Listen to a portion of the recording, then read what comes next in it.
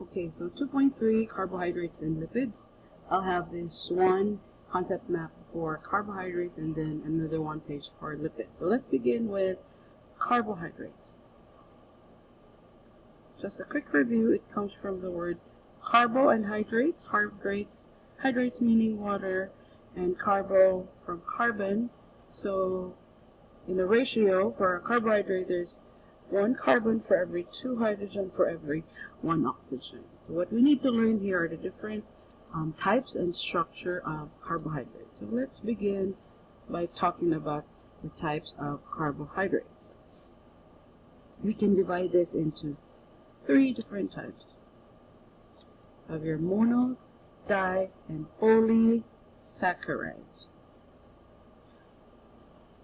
Mono comes from the word one, di from the word two, and poly from the word many. Let's begin. We have 3 kinds of monosaccharides, or 1 sugar unit type of carbohydrates. We have glucose, fructose, and galactose. Now, if we combine glucose with fructose, with the process of condensation, we get a disaccharide called sucrose. That's our table sugar, and this also happens to have the highest sweetness level amongst the different types of sugars here. Now, if I combine glucose to galactose, we form a disaccharide called lactose. So this is the carbohydrates found in your milk. And if we have glucose combined to itself, we'll just put an arrow like that, we form a disaccharide called maltose. A quick way to remember this is to remember the mnemonic, my gorgeous girlfriend is slim. Is slim. So, gorgeous girlfriend are your monosaccharides, slim are your disaccharides, sucrose, lactose, and maltose. All you have to remember is to memorize which monosaccharides combine to which monosaccharide to form these disaccharides. Okay? So we have 3 monosaccharides that we need to know, 3 disaccharides formed from those monosaccharides, and also 3 polysaccharides. So we have cellulose, we have starch, and we have glycogen. So before I discuss the different structures of cellulose, starch, and glycogen, let me just have a quick review about the structure of glucose. So this is a ring of glucose, and you already learned that we start numbering from carbon 1 here, carbon 2, carbon 3, carbon 4, carbon 5, and H2OH right there contains your carbon 6. Now, 3 carbons that you need to know here are the positions of carbon 1, carbon 4, and carbon 6. So, for cellulose, this is formed by combining many glucose units, and a beta 1,4 bond is formed between those glucose units. So how would that look like? A beta means that the hydroxyl found in carbon 1 is here on top. So that's a beta glucose, and alpha glucose is where the OH is found here, downward, so upward and downward. So for glucose 1,4, a beta glucose, so it would look something like this.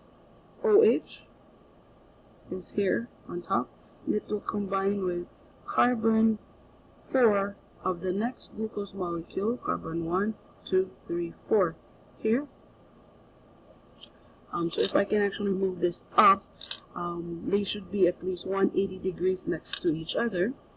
And we remove that and release water in the process of condensation, and you already know that the bond formed between these two glucose molecules is called a glycosidic bond.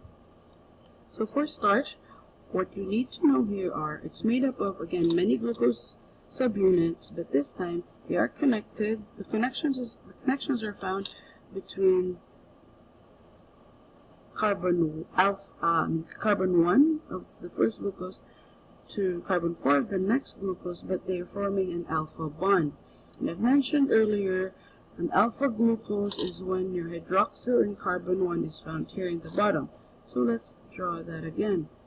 This is carbon 1, and the OH is right here. And it will bond with another glucose. 1, 2, 3, 4. The OH is also right here.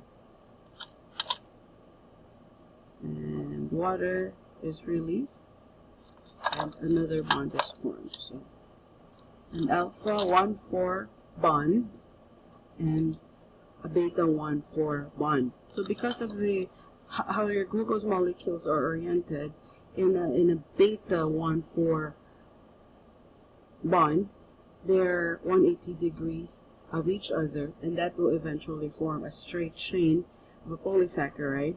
And for your starch, since they are both oriented downwards, so they will eventually, as you keep adding more glucose, form sort of like a curved polysaccharide. And for starch, you also have to know that there's actually two types of starch molecules. So sorry, there's space here. So you have your amylose and amylopectin. Both contains alpha 1,4, but amylopectin has an additional bond of alpha 1,6. You can just easily guess this. It's basically a bond between carbon 1 of the first glucose and carbon 6 of the next glucose. This results into branching of your polysaccharide molecule. So we have this curved, or it's sort of like a spiral molecule, and then on the sides it will start branching because of the alpha 1,6. And this amylopectin is the same structure as your glycogen. So glycogen has alpha 1,4 and also alpha 1,6, but with many more branching, many more alpha 1,6. Therefore, the overall structure of your glycogen is actually more compact compared to this amylopectin.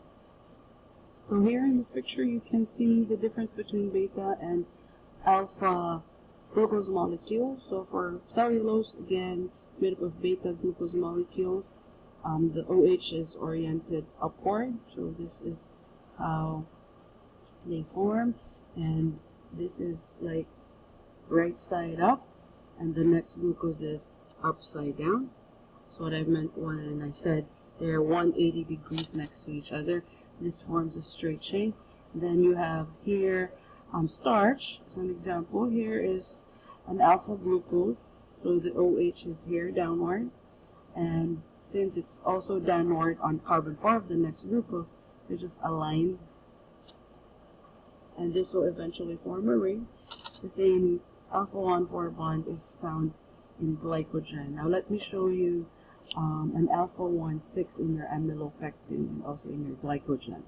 Okay, so you have here, let's look at the picture here on the top. We have your alpha 1,4 bonds, and then the 6th carbon of this glucose molecule, carbon 1, 2, 3, 4, 5, 6.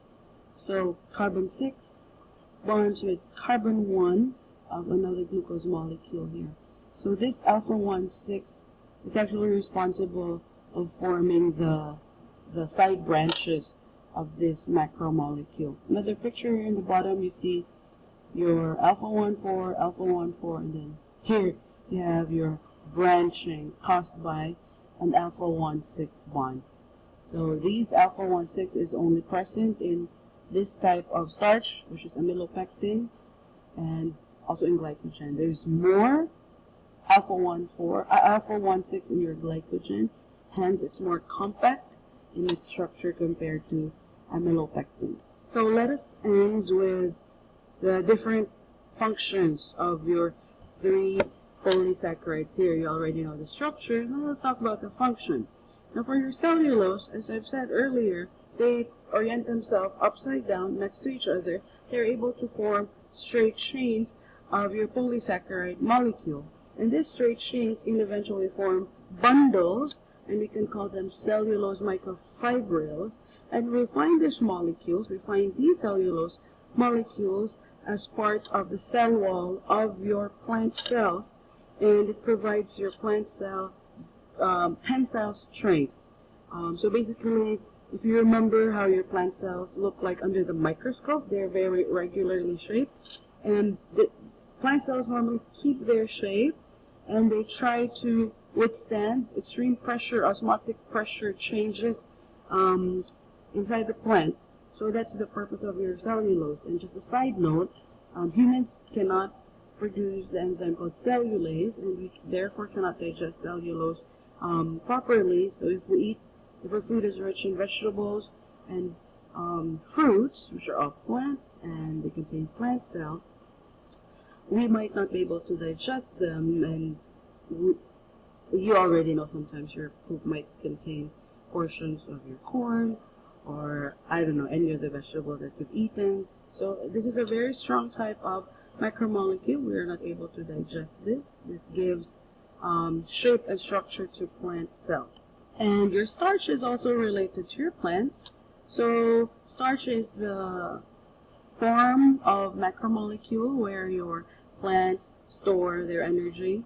So as plants produce glucose in the process of photosynthesis, they have to keep it in a storage form of starch, because glucose is easily soluble in water, but starch is not. It's a bigger molecule, so they store this in their sinks, such as the roots or actively growing parts of the plant. And then your glycogen, so for the function of your glycogen, this is made by us, humans and animals, and we actually, if there's excess glucose in our diet, we take it away from the blood circulation, and we link those glucose molecules and store it as glycogen in the liver. Vice versa, if you need glucose, let's say in moments of fasting, times of fasting, you need glucose, so you break it apart, you remove the bond, and you make available that glucose into your blood. So cellulose and starch, they serve their function for the plants, and glycogen, it serves its function for humans or animals. That's our form of storage of this carbohydrate.